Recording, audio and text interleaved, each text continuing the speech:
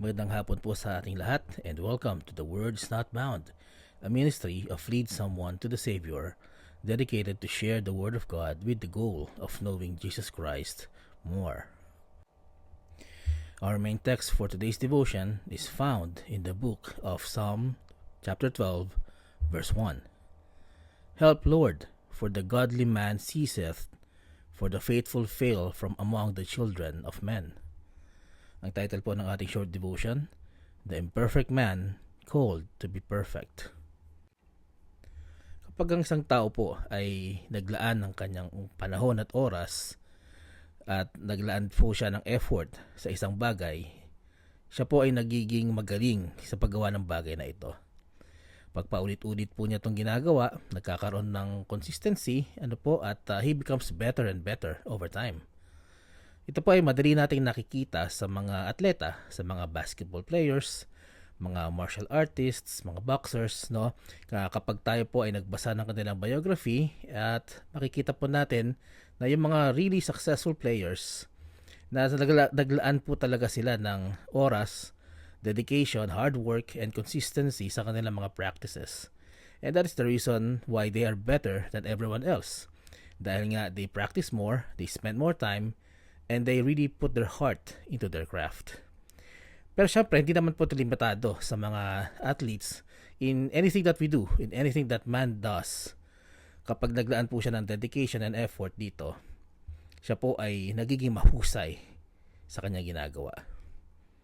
Pero kahit gaano kahusay ang isang tao, yung mga sikat po na mga atleta natin, no matter how good they are with their sport or with their craft, they still commit mistakes.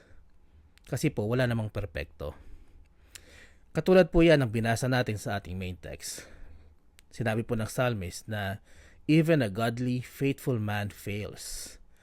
Yes, kahit po ang isang tao regular na nagbabasa ng Bible, nagme-meditate sa scriptures, trying his best to avoid temptation. Yes, even the saved Christian is not exempted to sin. Bakit? Kasi we are imperfect. Pero if we have accepted Christ as our Lord and Savior and trusted His work on the cross for our salvation, kapag patuloy po tayong nagkasala, how does this impact our salvation? Sabi po sa John 10, verse 24 to 28, Then came the Jews round about him and said unto him, How long dost thou make us to doubt? If thou be the Christ, tell us plainly. Jesus answered them, I told you, and ye believe not.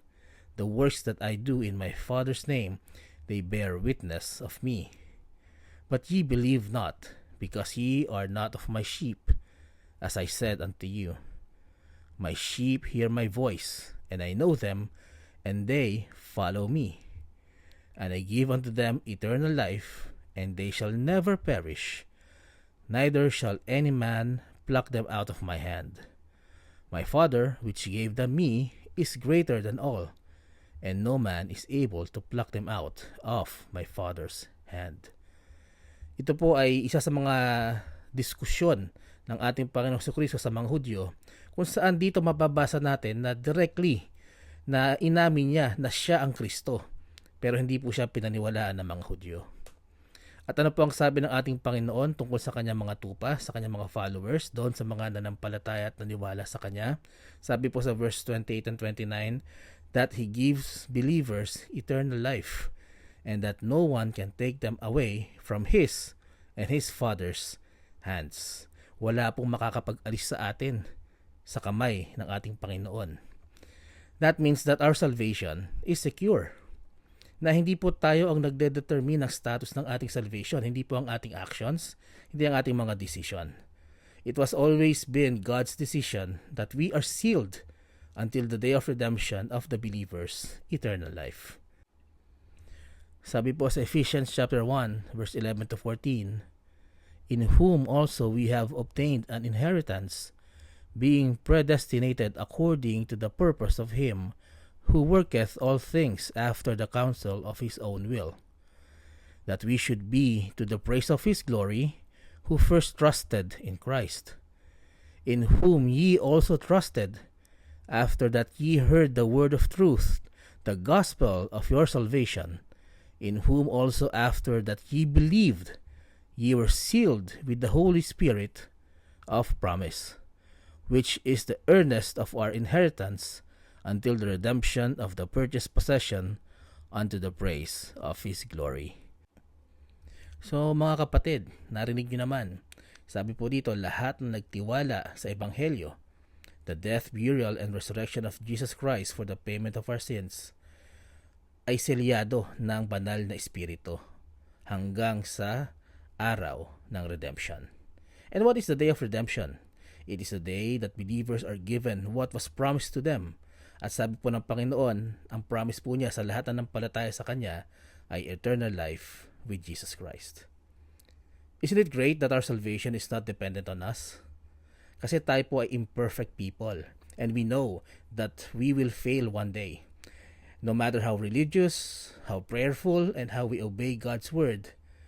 And I know you will agree with me na kahit gaano natin siya kadalas gawin at gaano tayo kadedicated dito, someday along the way, we will sin, we will fail, and we will stumble. If the sustaining of our salvation is dependent on us, wala pong maliligtas sa huli, and Christ's sacrifice will be for nothing. But praise God that our salvation status depends on God and not us. Na ang ating pong kaligtasan is by His grace through our faith and trust in Jesus' finished work on the cross. At meron po siya mga pangako na wala pong makakapaghiwalay sa atin mula sa Kanyang pag-ibig. Sabi po sa 1 Peter chapter 1 verse 3 to 5, Blessed be the God and Father of our Lord Jesus Christ, which according to His abundant mercy hath begotten us again unto a lively hope by the resurrection of Jesus Christ from the dead, to an inheritance incorruptible and undefiled, and that fadeth not away, reserved in heaven for you, who are kept by the power of God through faith unto salvation, ready to be revealed in the last time.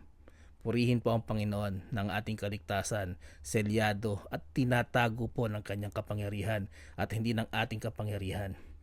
Sapagkat ang ating kapangyarihan, wala naman po yan eh. Diyos lamang po ang makapangyarihan, because only God is perfect. But don't get me wrong, hindi ibig sabihin ito malaya na tayo magkasala. We are free from sin, not free to sin. In fact, as I have mentioned, only God is perfect.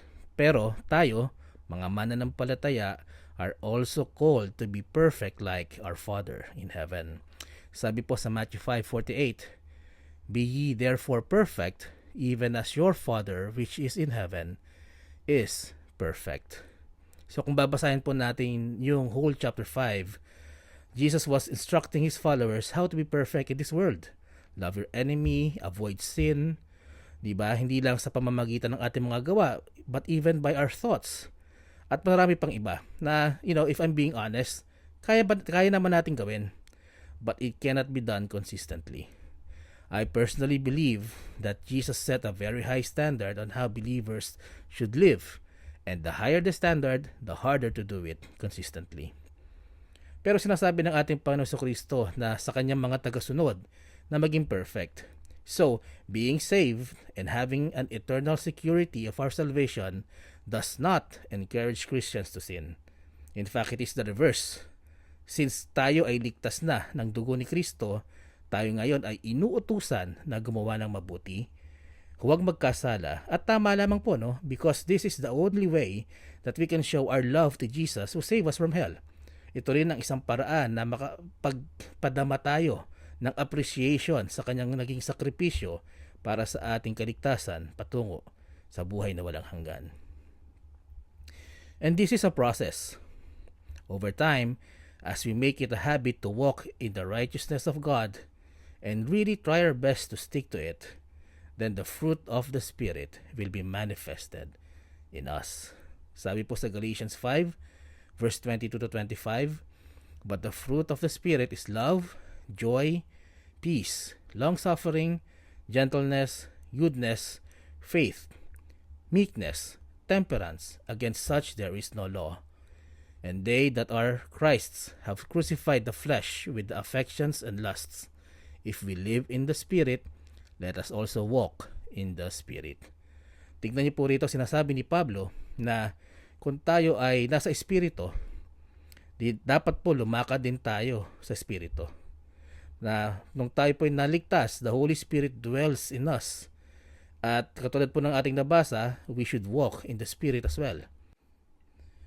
With these words, it does not look like a saved person is encouraged to sin because he is already saved.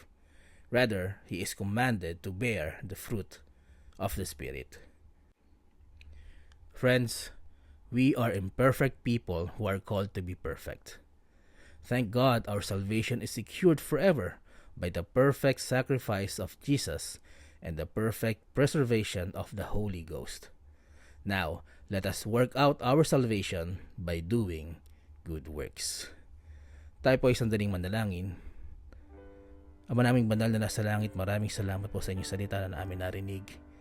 Nawa, Panginoon, bigyan niyo kami ng wisdom and understanding upang maisabuhay namin ang mga salitang ito. Dalangin ko rin, Panginoon, ang aming mga mahal sa buhay.